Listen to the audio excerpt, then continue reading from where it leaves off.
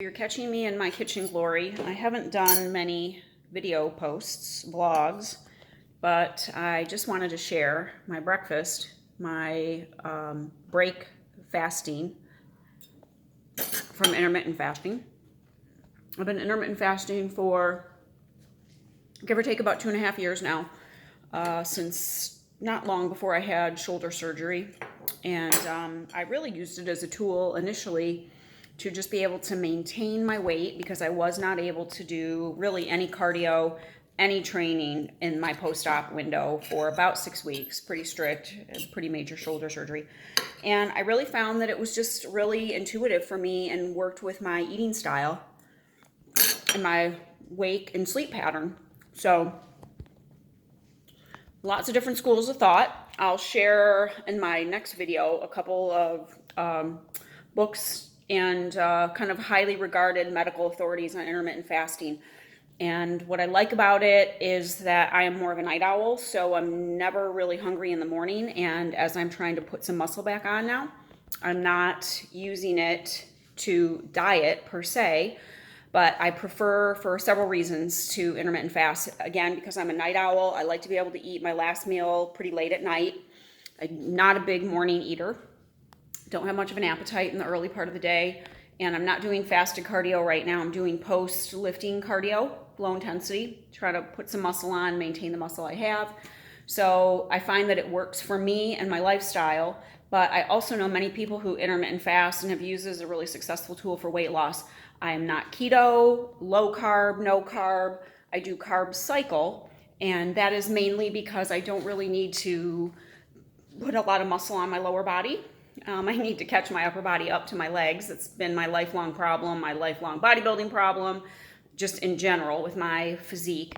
And so I tend to, on a leg day, carb cycle and not have pre-workout carbs, but have some post-workout carbs, and then keep that day a relatively moderate carb intake, which for me would probably be under 75 grams of carbs.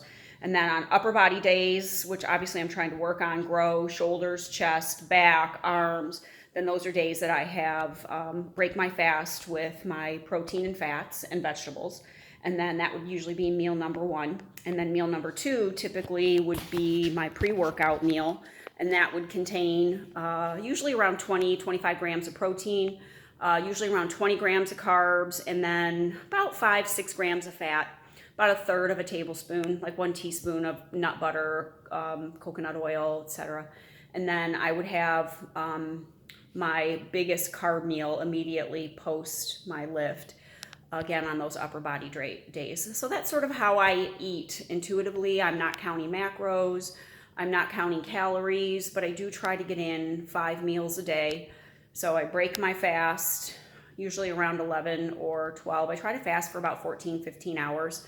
I find that if I go longer than that, I'm pretty hungry. And again, I'm trying to not lose muscle. But typically, women, it's recommended that you have a 16-8 day, so 16 hours of fasting, and then 8 hours of eating, and you're still trying to get in your same amount of desired calories. I'm not going to talk macros, calorie goals, because that's really individualized, and there's a lot of great coaches out there that can help you with that. You can DM me, personal message me, text me. I can make some referrals in the Phoenix area, or if you live in other parts of the country. But I really, really like intermittent fasting for me because it just kind of fits my wake and sleep schedule. People that are night eaters tend to do well on intermittent fasting, but you do have to shut down your eating window consistently. Again, trying to meet that 16-8, or for men, a lot of times for men, they can eat in a 6-hour window and fast for 18. Seems to be a little bit more optimal. So yeah, that's my story, and I'll share a little bit more info with some of the good reading sources of reference for doctors who are very well versed in the benefits of intermittent fasting for weight loss and its impact on metabolic disease, type 1, type 2 diabetes, being pre-diabetic, high blood pressure, all the things that come with metabolic disease, and being overweight. So love intermittent fasting, works for me, doesn't work for everybody. Again, I do not eat keto. I do not believe in keto. I don't believe in eliminating food groups. I don't believe in restricting foods that you take in. I believe in balance. I think that a really restrictive eating style can cause binging and unhealthy gut. And so I just aim for health and balance and never really feel like I'm depriving myself. Want to have tortilla chips, try to count those as carbs. Again, I try to do that on a day where I know I need more calories and more carbohydrates to grow the parts I'm training, especially chest, shoulders, upper body. So yeah, that's it. This is Trish Fleischer at Trisha FLE and Trish Fit LLC. Thanks. Peace out.